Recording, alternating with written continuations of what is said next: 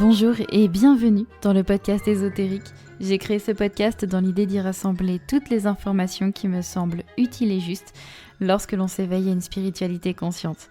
J'espère que cet épisode vous plaira, car aujourd'hui, nous allons parler d'un sujet très particulier. Je sais que vous l'attendez puisque j'ai reçu de nombreuses demandes à son propos. Nous allons aborder le thème des guides spirituels. Comme toujours, vous le savez, si j'aborde un sujet, c'est que je me sens suffisamment posée sur mon avis, mon expérience, pour en transmettre des informations. Cela ne signifie en aucun cas que les informations que je transmets sont une vérité absolue. Elles ne sont qu'un prisme de compréhension très humain sur un sujet qui ne l'est pas tant que ça. Il me semble que de tout temps, toute communauté humaine s'est constituée sur des croyances et surtout sur la conscience absolue qu'il existe une force bien plus grande que nous. Un monde invisible pour nos sens premiers, auquel ne connectent que les esprits attentifs. Ces esprits attentifs peuvent recueillir des informations de ce monde invisible par le biais de rêves, d'apparitions, d'intuitions fulgurantes, parfois même de miracles, et souvent de synchronicité. Aussi, on se rend compte par ces manifestations assez incroyables qu'il existe très certainement des êtres dans l'invisible dont le rôle est de nous accompagner, nous soutenir, nous conseiller. Ce sont des êtres que l'on ne perçoit pas avec nos yeux de matière et pour autant, il est indéniable qu'à certains moments de nos vies, leur intervention nous a parfois sauvés, aidés à prendre la meilleure décision pour un tournant majeur de notre existence. Il existe des instants de nos vies, des instants fulgurants, durant lesquels le doute s'évapore complètement. Ces mains invisibles, qui, telles des mains de marionnettistes, nous permettent de faire le bon mouvement ou de prendre la bonne décision à cet instant, ces consciences merveilleuses semblent guetter notre parcours pour en rectifier les éventuels obstacles et surtout répondre à nos appels de détresse. La question à laquelle j'aimerais répondre, c'est à qui appartiennent ces mains invisibles? Qui sont ces consciences merveilleuses qui semblent nous guider sur notre route?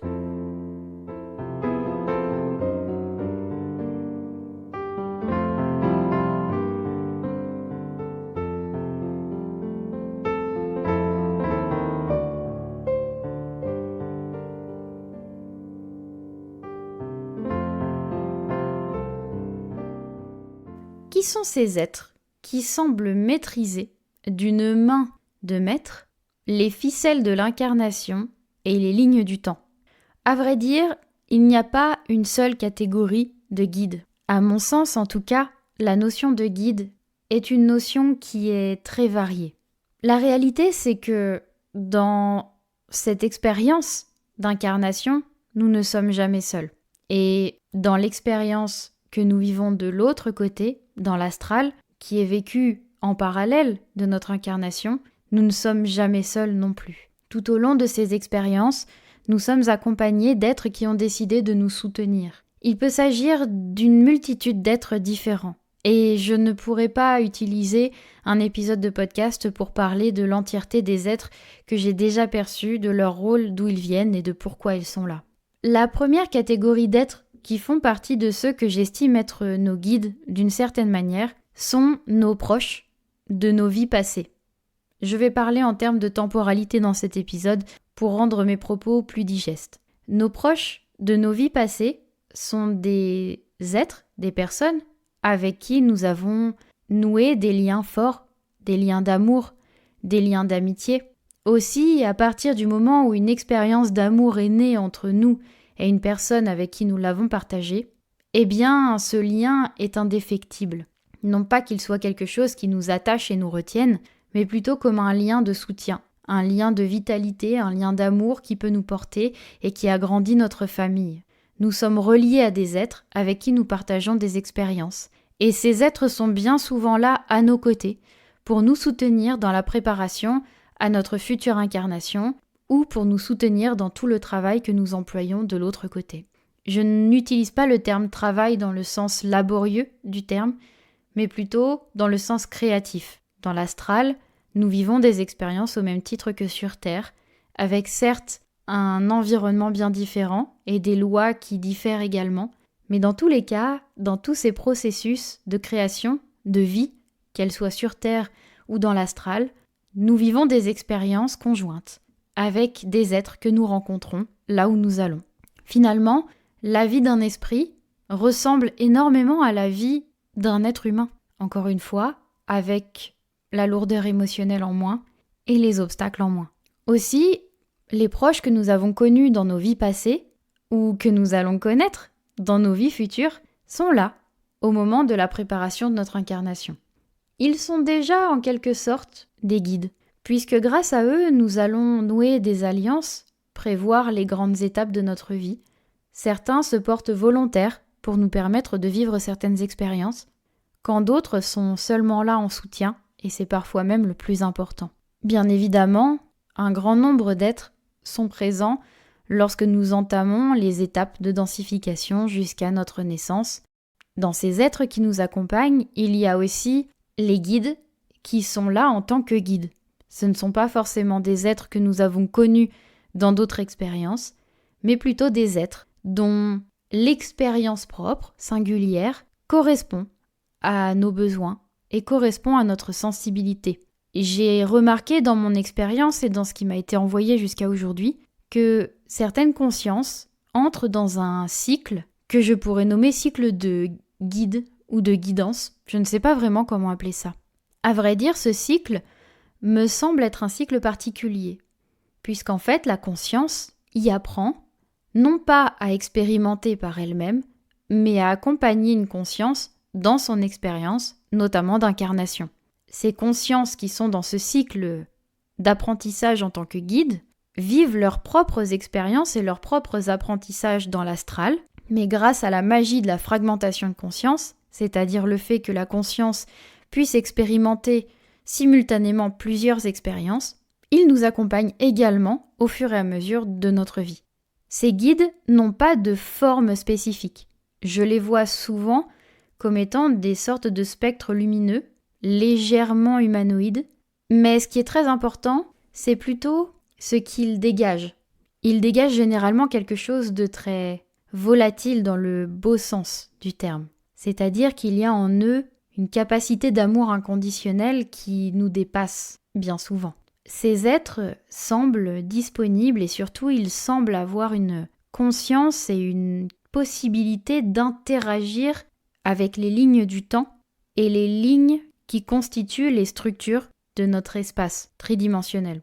C'est très étonnant d'avoir affaire à ce type d'être puisque la différence de conscience et l'information à laquelle nous sommes reliés, à laquelle ils sont reliés, se voient séparés par un gouffre. Nous sommes extrêmement limités par notre expérience dans un corps de matière et le fait d'être limité par nos sens, volontairement, fait que l'intervention de guides qui vont pouvoir nous accompagner avec leur infinie conscience de ce qu'est la matière et de ce qu'est la matrice dans laquelle nous vivons notre expérience permet parfois de débloquer bien des situations. Ces guides en question peuvent parfois décider de nous suivre pour toute notre vie. Ils sont donc déjà là avant notre naissance. Ils sont présents pour la préparation à notre incarnation et le font avec nous. Ils sont là durant toute notre expérience et continuent de nous suivre après notre mort. Quand d'autres vont venir ponctuellement. Dans notre expérience, nous vivons parfois des cycles plus ou moins longs. Il m'est arrivé bien des fois d'accompagner des personnes qui vivaient comme 2 ou 3 cycles différents dans leur vie, avec des changements complets de vie, des changements complets même d'approche vis-à-vis de la vie. Dans ces cas-là, dans ces périodes charnières, on se rend compte qu'il y a comme une sorte de passation d'une équipe de guides à une autre. Tout simplement parce qu'il est nécessaire qu'un guide beaucoup plus adapté à cette nouvelle situation puisse nous accompagner. Il y a comme un passage de flambeau qui se fait, et dans ces cas-là, le guide qui nous a suivis durant peut-être 10 ans ou 20 ans va laisser la place et accompagner quelqu'un d'autre. Dans les guides qui nous accompagnent, il y a aussi ceux qui sont d'une nature bien différente de la nôtre. Et quand je parle de bien différente de la nôtre, je ne parle pas forcément de conscience engagée dans un cycle d'apprentissage en tant que guide. Je parle plutôt d'êtres qui semblent venir de dimensions bien étranges, puisque rien de ce qu'ils sont ne ressemble à ce que nous sommes. Cependant, certains ont par exemple la qualité de communiquer exclusivement par le prisme émotionnel. D'autres vont avoir la capacité et surtout la nature de connexion à la musique ou aux couleurs. Certains n'ont pas de forme, sont uniquement des consciences et donc une information consciente qui navigue dans l'univers. Ces guides en question viennent généralement en soutien à un apprentissage ou à une construction mentale, émotionnelle, psychologique, qui nous permet d'intégrer de nouveaux apprentissages sous un prisme différent de celui du langage. C'est aussi ce qui nous permet parfois d'évoluer dans notre manière d'appréhender l'imagination,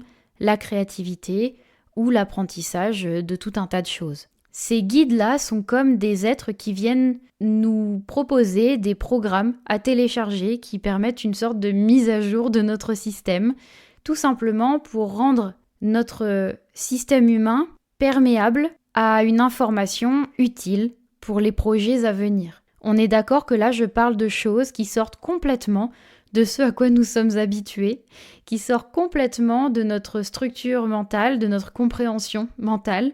On ne parle pas d'un apprentissage tel que nous le concevons par exemple à l'éducation nationale. On parle de choses bien différentes. Mais c'est très intéressant de se rendre compte que parfois, nous avons une idée qui pop, une envie de créer quelque chose ou comme une vision différente de notre capacité à générer de l'imagination. J'ai l'exemple de personnes qui me disent « Eh bien, à ce moment-là de ma vie, j'ai d'un seul coup eu envie de peindre. Alors j'ai acheté de la peinture et maintenant je fais des peintures très intuitives, c'est devenu mon métier. » Eh bien, pour intégrer plus facilement cette nouvelle étape, très certainement qu'il y a eu comme une passation de certaines consciences guides qui se sont laissées la place parce qu'il y a eu une transition dans le cycle de vie de cette personne. Et pour intégrer les enseignements de ce nouveau cycle et pour permettre la réalisation des grands événements de ce nouveau cycle, certaines consciences guides liées notamment à la communication par les couleurs ou par la musique ont pu intégrer le système de la personne pour lui permettre de développer un potentiel créatif. Ces guides en question ont des formes diverses et variées. Je n'ose même pas vous communiquer certaines apparences puisque ça paraît un peu farfelu. Et pourtant, ils sont d'une importance capitale, même s'ils sortent de nos conventions mentales. Il y a également cette catégorie de conscience guide que nous appelons souvent des anges.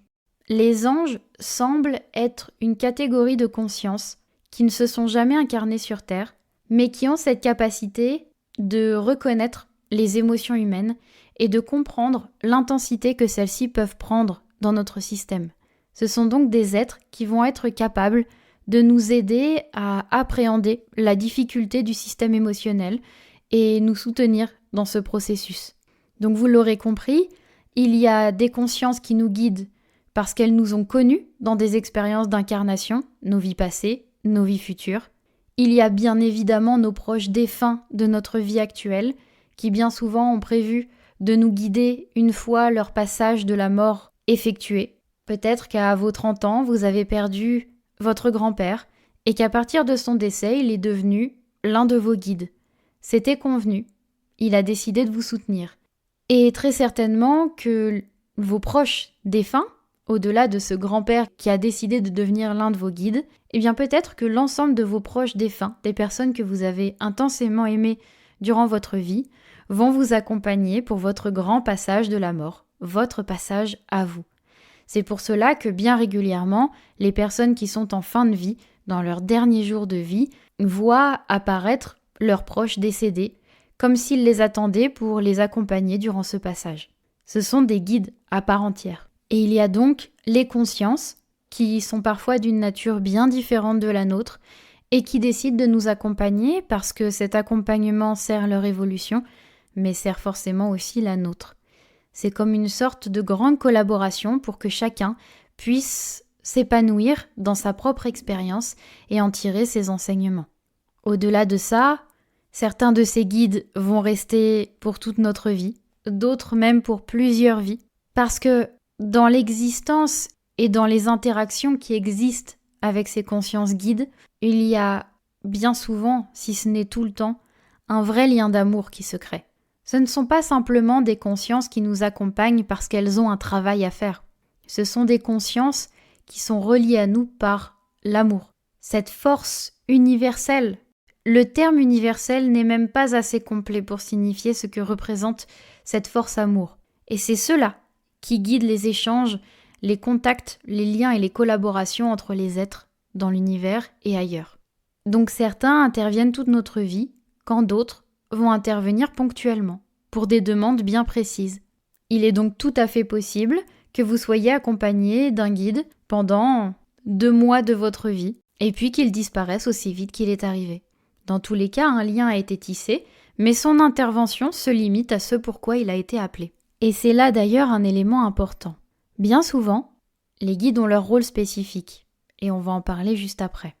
Mais ce qui est très très important, c'est de comprendre qu'ils sont limités par une loi fondamentale, qui est le libre arbitre. Nous ne sommes pas tous et toutes pourvus de la même notion ou quantité, c'est grossièrement dit, mais de libre arbitre. Certaines personnes viennent avec un plan de vie très strict et n'auront que peu de place, de possibilités de transcender ce plan, quand d'autres personnes auront beaucoup plus de libre arbitre. Cela n'a rien à voir avec un jugement de valeur. Ce n'est pas parce que vous êtes ce que l'on appelle une vieille âme que vous avez forcément plus de libre arbitre. Effectivement, parfois, il y a cette notion de liberté qui est laissée pour que la conscience puisse approfondir son propre aspect créatif. Et généralement, on laisse ce type de profil de vie à une conscience qui a déjà beaucoup expérimenté de vie sur Terre. Mais cela ne dit rien de son expérience en dehors de la Terre. Aussi, ce libre arbitre fait que nos guides sont limités dans leurs moyens d'action. Si nous ne faisons pas appel à eux, il y a de nombreux cas dans lesquels ils ne peuvent tout simplement pas intervenir. Parce que l'importance de notre demande ne peut être transigée.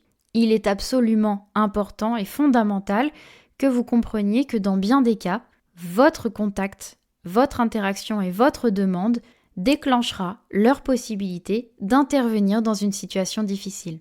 Parce que dans leur plan d'action, il y a certains éléments et événements avec lesquels ils ont l'autorisation d'interagir, sans compromettre le plan établi par votre conscience.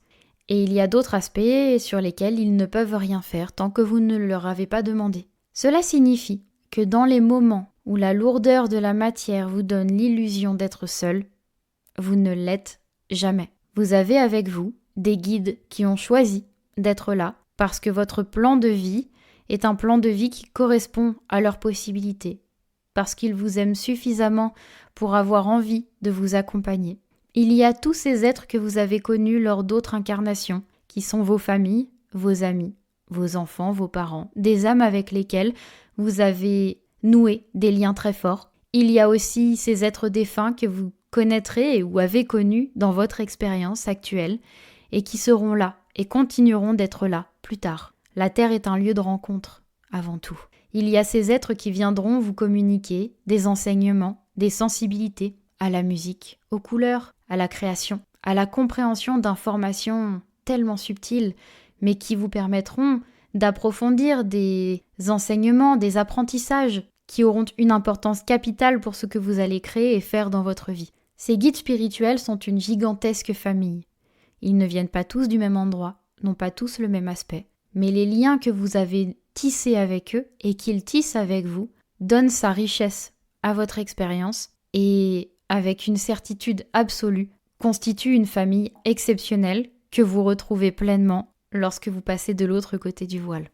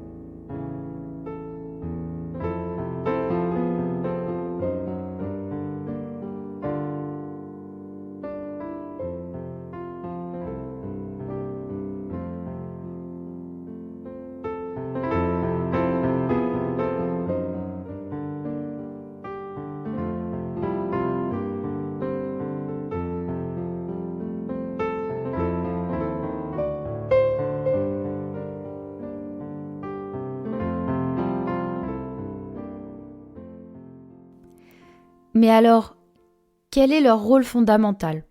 Nous en avons déjà un petit peu parlé au début de cet épisode, mais parlons spécifiquement de leur rôle.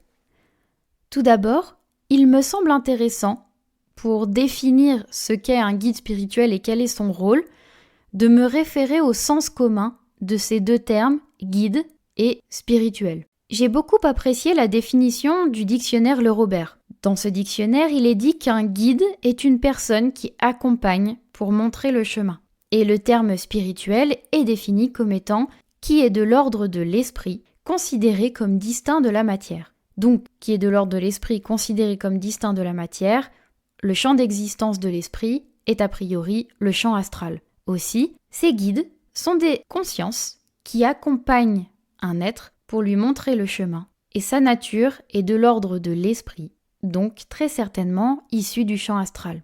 Les guides spirituels sont des consciences qui vous accompagnent depuis le plan de l'astral. Leur rôle est parfois limité, et parfois il l'est moins. Ils viennent tous plus ou moins de dimensions très spécifiques mais très différentes les unes des autres. On en a parlé précédemment. Dans ce que j'ai compris, ils ont en charge de pouvoir vous inciter, nous inciter à utiliser notre libre arbitre et surtout à nous guider en semant des petits cailloux, ça et là, pour nous encourager à développer certains potentiels, créer certaines idées, poser des intentions précises, rencontrer des personnes que nous devions rencontrer. Entre ce qui est prévu et ce qui existe en réalité, il peut y avoir de grandes différences, notamment parce que nous sommes des êtres pourvus d'un mental qui fuse et d'un émotionnel qui n'est pas toujours facile à vivre. Aussi, un même événement prévu à l'avance ne sera pas vécu de la même manière selon l'émotion qui sera générée par la personne.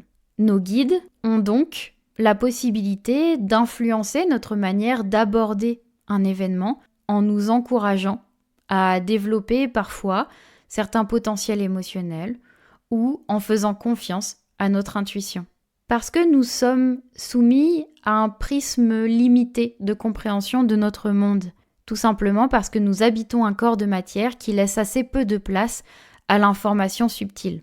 Aussi, lorsqu'avant notre incarnation nous prévoyons de vivre certains événements, eh bien nous prenons parfois le risque de passer à côté à cause de nos doutes et du manque de clairvoyance par rapport à ce qui s'en vient. Nos guides, connaissant notre plan d'action, savent très bien nous encourager à emprunter le chemin qui est le nôtre, qui est celui que nous avons choisi pour nous-mêmes et celui qui semble être le plus juste par rapport à notre volonté profonde. Aussi, ils sont autorisés d'une certaine façon à intervenir par des biais dématérialisés et qui doivent rester relativement implicites. Comme je le disais en introduction, ils peuvent notamment utiliser le potentiel du rêve, ils peuvent parfois nous apparaître. Ils peuvent aussi mettre en place des formes de synchronicité ou nous donner une intuition très forte qui va nous permettre d'agir sans même comprendre pourquoi nous avons agi de cette manière. Nous ne parlons pas là de conscience qui nous manipule contre notre gré, mais de conscience qui sont comme fondues dans notre propre prisme et qui sont là pour nous encourager à nous réaliser à notre manière. Aussi, ils sont limités, notamment parce qu'ils ne peuvent pas agir à notre place. Ils peuvent nous encourager, ils peuvent nous conseiller, mais ils ne peuvent pas faire les choses à notre place. Aussi, leur présence va nous permettre d'être rassurés lors d'événements majeurs. La naissance, par exemple, est un moment charnière dans l'expérience d'une conscience. C'est un moment d'une rare violence, même s'il est d'une rare beauté également. Aussi, il arrive très régulièrement que des guides nous accompagnent durant ce processus d'incarnation et de naissance. La mort est un passage qui est énormément appréhendé par une conscience qui a vécu toute sa vie, toute son expérience humaine, avec la crainte qu'il n'y ait plus rien après, tout simplement parce qu'elle a été constituée d'un corps qui lui a donné cette illusion.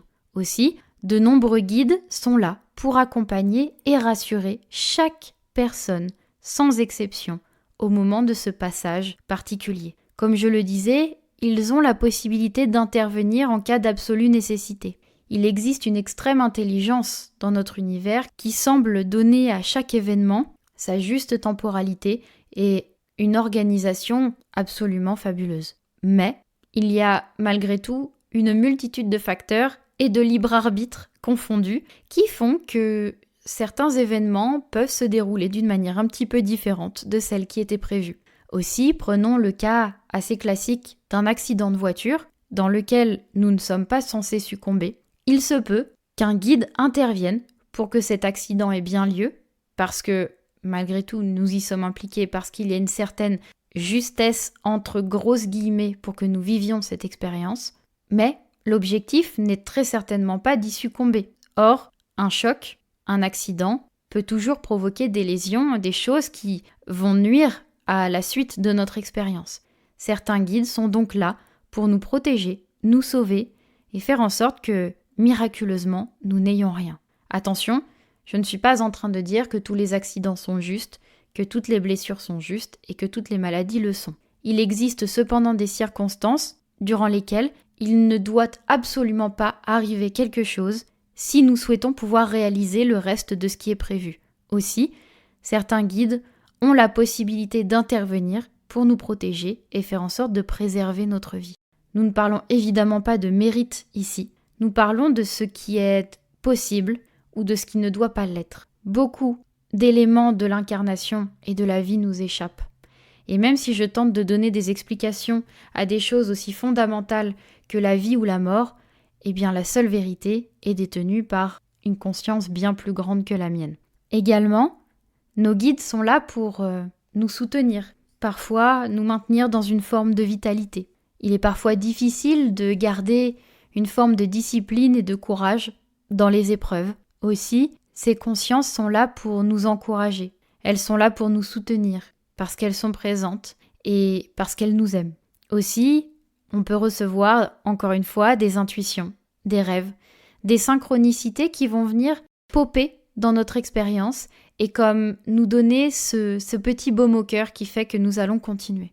Il y a aussi les guides qui nous aident à passer les chagrins, parce qu'on le sait, la vie humaine n'est pas facile.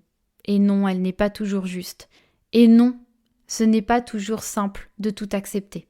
Aussi, avec cette grande conscience que la vie humaine est un vrai cas d'école, avec des épreuves d'une rare intensité, nous sommes entourés et nous sommes accompagnés pour adoucir notre cœur et nous permettre de surpasser même les pires épreuves. Mais comme je le disais, leur rôle n'est pas infini, il a des limites.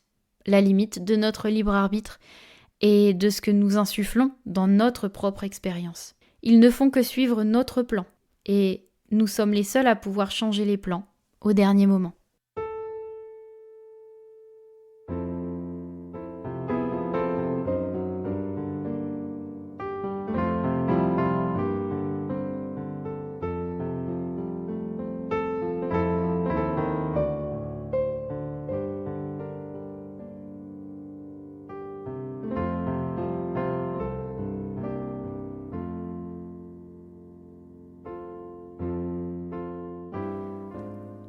Le thème des guides spirituels est un thème que je trouve difficile à aborder.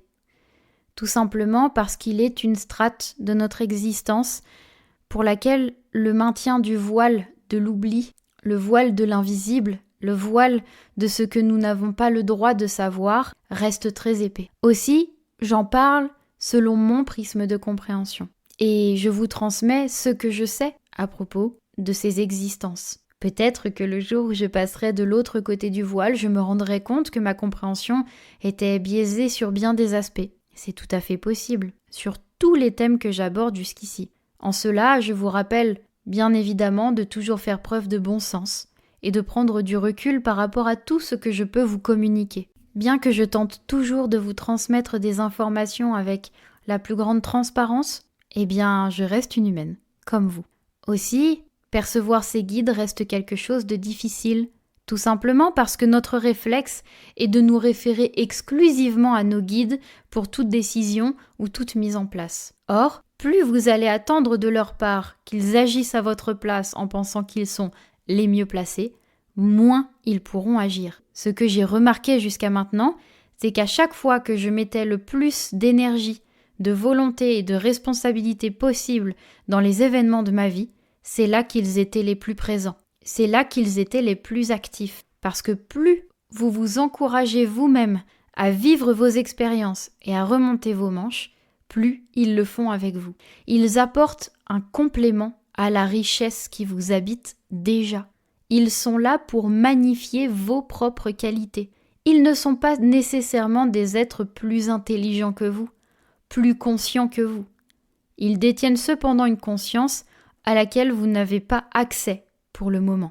Aussi, ils viennent compléter votre manière d'appréhender votre monde actuel. La vie, dans son principe entier, est une collaboration universelle.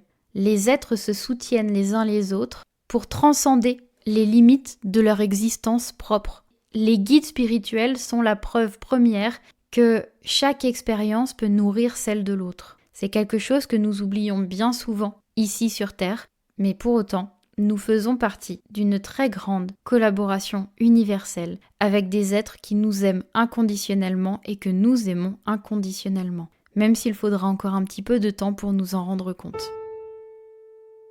J'espère que cet épisode vous aura plu, que vous aurez apprécié mes petites explications au sujet des guides spirituels et de ces êtres qui vous accompagnent et qui peut-être profiteront de cette écoute pour vous envoyer des rêves, des synchronicités ou des intuitions. Merci infiniment pour votre écoute. Merci d'être présent sur ce podcast ésotérique. Et je vous dis à tout bientôt pour un nouvel épisode.